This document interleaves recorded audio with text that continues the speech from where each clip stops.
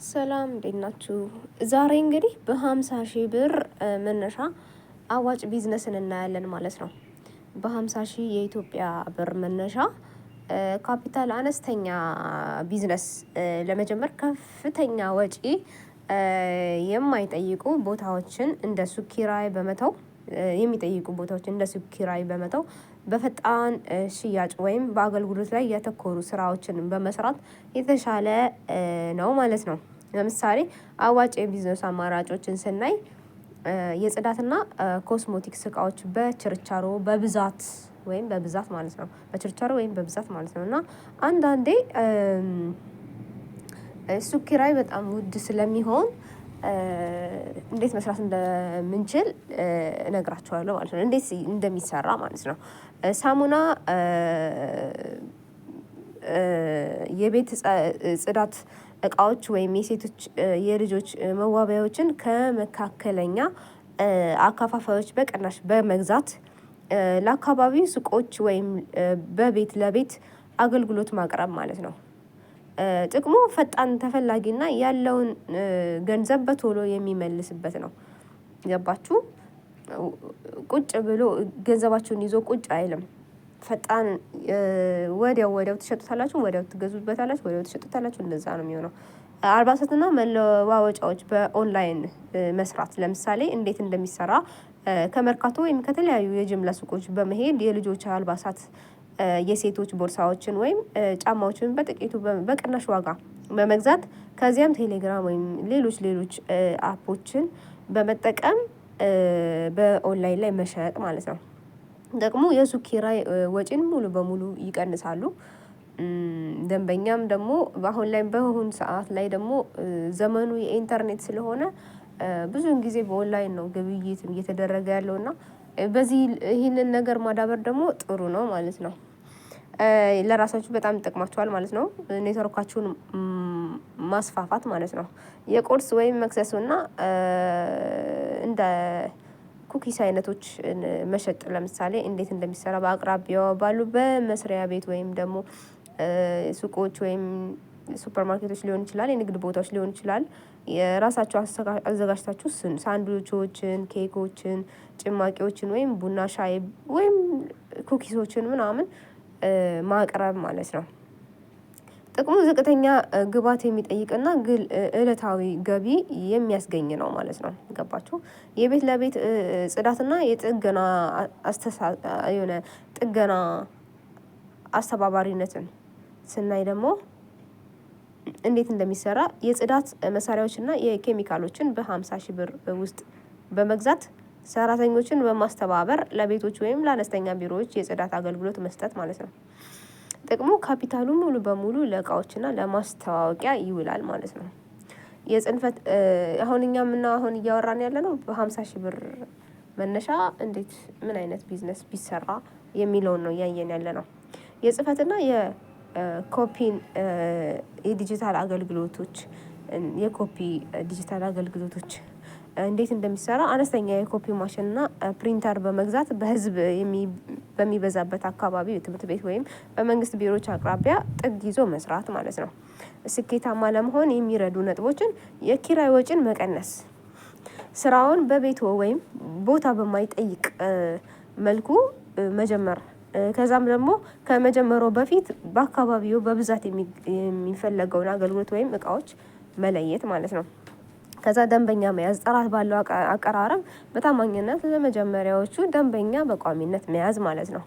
በ50 ሺህ ብር መነሻ ሌላ ደግሞ ካፒታል ተጨማሪ አዋጭና ፈጣን እንቅስቃሴ ያላቸው ቢዝነሶችን ደግሞ ስናይ የቅመማ ቅመም እና የጥራጥሬ ዝግጅት በፓኬጅ እንዴት እንደሚሰራ በርበሬ፣ ሽሮ፣ የቡና ቁሌት ወይም ጥራጥሬ አይነቶችን እንደ ምስር እና በጅምላ ገዝቶ በማስፈጨት በጥሩ ሁኔታ በፕላስቲክ ታሽጎ እንደ ባልትና አይነት ማለት ነው ለሱፐር ማርኬቶች፣ ለሱቆች ወይም ለቤት ሽያጭ ከፍተኛ ማዋል ማለት ነው። ይሄ በጣም ተፈላጊ ነው። እንግዲህ ይሄ ባልትናን የማይፈልግ የለም። ተፈላጊ ነው፣ አዋጭም ነው ማለት ነው።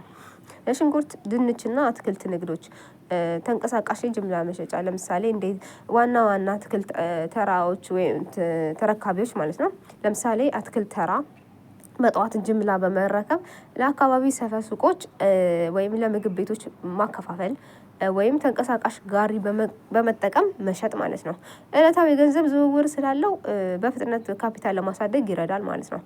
የቤት እንስሳት ወይም መኖ ወይም እንክብካቤ እንዴት እንደሚሰራ የዶሮ ላም ወይም የቤት እቃዎች የድመት የውሻ መኖዎች በጥቂቱ በጅምላ በመግዛት ለአካባቢው አርቢዎች ማቅረብ ማለት ነው። በአሁኑ ወቅት የቤት እንስሳ እርባታ የመጨመረ በመጣበት ሁኔታ ሰፊ ገበያ አለው ማለት ነው። የልጆች መጫወቻዎችና የትምህርት መሳሪያዎች አነስተኛ የልጆች መሳሪያዎችን ደብተር እስክርቢቶ ሰብስቦ በጅምላ በመግዛት የትምህርት ቤቶች አቅራቢያ ወይም በኦንላይን ማስተዋወቅ ማለት ነው። ወቅታዊና የማይበላሽ እቃ በመሆኑ ስጋቱ ዝቅተኛ ነው ማለት ነው። ሌላው የቦርሳና የጫማ የልብስ ጥገና እና ማደስ ለስራው የሚያስፈልጉ መሰረታዊ መሳሪያዎች የስፌት ማሽን ማጠቢያዎች ቀለሞች በመግዛት የተበላሹ ወይም ያረጁ እቃዎችን የማደስ አገልግሎት ነው። ሰፊ ካፒታል አይጠይቅም ዋናው ሀብቱ እጅ ላይ ነው የእጅ ሙያ ላይ ነው ማለት ነው። ገንዘብ አስተዳደር ትኩረት ማድረግ ያለባችሁ ገንዘብ አስተዳደር ከመጀመሪያው ትርፍ ላይ ለግል ወጪ ሳይቀንሱ ካፒታሉን ለማሳደግ መልሰው ስራው ላይ ያውሉት ማለት ነው። ታማኝነትና ጥራት በተለይ በምግብና በጽዳት ስራዎች ላይ ንጽህና በመጠቀም ደንበኛ በቋሚነት መያዝ ይቻላል ማለት ነው።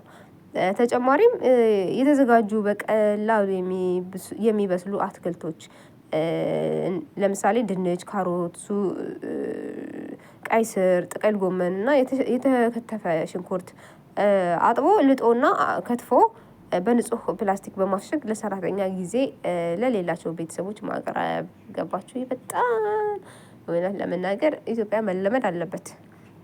በከተሞች ውስጥ ከፍተኛ ፍላጎት ያለውና አነስተኛ ካፒታል የሚጠይቅ ነው። የቤት ውስጥና የሱፍ አበቦች ስጦታዎች ምናምን ጊፍቶች ማለት ነው። ከክር የተሰሩ የቤት ውበቶች ወይም ደግሞ የካርድ ስጦታ ወይም ደግሞ ቁልፍ መያዣዎችን በመስራት የቲክቶክ በሌላ አፖች በተለያዩ አፖች በኦንላይን ላይ ማሰራጨት ማለት ነው። ወጪው በጣም አነስተኛ ሲሆን ትርፍ ምጣኔው ግን ከፍተኛ ነው ማለት ነው። የሞባይል አክሰሳሪዎችን እቃዎች እንዴት እንደሚሰራ ሞባይል ፕሮቶኮል ለምሳሌ ፕሮቴክተሮችን ማለት ነው። የፎን ካቨሮች እና ቻርጆችን የጅምላ ተረክቦ ቦታ ባላቸው ሱቆች ላይ ጥግ ይዞ ወይም በቤት ለቤት አገልግሎት መስጠት ማለት ነው። እቃዎቹ ቦታ አይይዙም በፍጥነት ይሸጣሉ። ነጠላና የሻርፕ ስካርፕ ንግዶች እንዴት እንደሚሰራ እንይ እስኪ ወቅታዊ የሆኑ የሴቶች ሻርፖች እና ባህላዊ ነጠላዎችን በጅምላ በመግዛት ለጓደኞች ለስራ ባልደረቦች ወይም ለሶሻል ሚዲያ ማቅረብ የማይበላሽና በማንኛውም ጊዜ የሚሸጥ እቃ ነው። የማጠናከሪያ ትምህርት ተማሪዎችን የቤት ለቤት አስተማሪዎች ለምሳሌ ቤት ለቤት ማስተማር ቲቶሪ መስጠት ማለት ነው። ካፒታሉ ሙሉ ለማስታወቂያና ለስልክ ወጪ ብቻ የሚውል ነው ማለት ነው። የስኬት ቁልፉን ስናይ ደግሞ በትንሹ መጀመሪያ 50,000 ብሩን በሙሉ አንድ ጊዜ ከማውጣት ይልቅ በግማሹ 25,000 ብር ከገበያው በፍጥነት ፈትነው ገበያው ነው ሙሉ በሙሉ ስራ ላይ ማዋል አስፈላጊ አይደለም። ያላችሁን ብር ሙሉ ለሙሉ ስራ ላይ ከማዋል ትንሹን በትንሹ ትሞክሩትና አዋጭ ከሆነ ትሄዱበታላችሁ ማለት ነው። ስለሆነም ሌላ ተጨማሪ ቢዝነስ ደግሞ ስናይ በ50,000 ብር ነው የሁሉ በ50,000 ብር መነሻ ነው የሚሰራው ማለት ነው። የቤት ውስጥ መክሰስ አዘጋጅተው ማከፋፈል እንደ ቆሎ እንደ ከዚህ በፊት የነገርኳችሁ ነው ኩኪሶች ምናምን ቤት ለቤት አሽጎ ማቅረብ ማለት ነው። የቆሻሻ አሰባሰብና የቆሻሻ አስተሳሰብ ይሄም በሌላ ሀገር በውጭ ሀገር የተለመደ ነው በኢትዮጵያ ግን አላውቅም። እና የአካባቢ ቤቶች ወይም ድርጅቶች የሚያወጡትን የፕላስቲክ ፌስታል ጠርሙስ ወይም ካርቶን እና ብረት መግዣ ወይም የመሳሰሉትን ትልልቅ መልሶ ጥቅም ላይ የሚያውሉ ነገሮችን መሰብሰብ ከዛ ለፋብሪካ አሳልፎ ለፋብሪካ መስጠት ይሄ በጣም ያዋጣል። ግን ኢትዮጵያ ይሄ ቁራሌው የሚባለው እንደዛ አይነት ነገር ነው ማለት ነው። የህትመትና የማስተዋወቂያ አገልግሎቶች ማሽን ሳይገዙ የንግድ ካርዶችን የቴሌግራም ባነሮችን የጥሪ ወረቀቶች ወይም የህትመት ፍላጎት ያላቸውን ደንበኞችን በመፈለግ ትልልቅ ህትመት ቤቶችን መስጠት ማለት ነው። የሙያና የማስታወቂያ ችሎታን ሙሉ ለሙሉ አይጠይቅም ማለት ነው። የሚጠይቅ ምናምን ማለት አድቨርት ብቻ ማድረግ ነው። ተከትሎና ለምሳሌ ሌላ ደግሞ ስናይ አበባዎችን መሸጥ ማለት ነው። አነስተኛ የቤት ውስጥ አበባዎችን እና ጌጣጌጦችን በቅናሽ ዋጋ በብዛት ይረከቡና ቤታችሁ ላይ ሰርታችሁ ከዛ በኋላ ቤት ለቤት እንትን ማለት ነው ማስከፋፈል ነው። ይሄ በጣም ያዋጣል። እና ሌላ ደግሞ የልደት ካርድ ወይም ደግሞ የሆነ ጌጣጌጦችን ማከራየት፣ ልብሶችን ማከራየት እንደዛ ማለት ነው። ለልደት፣ ለምርቃት፣ ለትንሽ ስብሰባዎች የሚያስፈልጉ የሆነ የፊኛ ስብስቦች፣ ጌጣጌጦች ምናምን ዲኮር ማድረግ ማለት ነው። ባክግራውንዶች ማዘጋጀት ማለት ነው። እቃዎቹ ተመልሰው ጥቅም ላይ የሚውሉ ስለሆኑ አዋጭ ነው። ስለዚህ ትኩረት ማድረግ ያለባችሁ ስራችሁ አሁን እኔም መስራት እችላለሁኝ፣ ምን ብሰራ ያዋጣኛል ብላችሁ ማሰብ ከዛ በኋላ ወደ ስራው መግባት ነው። ገባችሁ? ይሄ ሁሉ አሁን የነገርኳችሁ በ50,000 ብር መነሻ ነው። ገባችሁ? ስለዚህ የግዴታ ሚሊዮኖችን አይጠይቅም ንግድ ለመጀመር። በትንሹ ጀምራችሁ ያደጋችሁ ትሄዳላችሁ ማለት ነው። እና መጀመሪያ ግን እኔ ምን መስራት እችላለሁኝ፣ አካባቢ ምን ያዋጣል ብላችሁ ማወቅ አለባችሁ። ስለዚህ ዛሬ ለያዝነው አጀንዳ እዚህ ላይ እናቆማለን። በቀጣይ ቪዲዮ ደግሞ በሌላ አጀንዳ እንመጣለን። ደህና ሁኑ።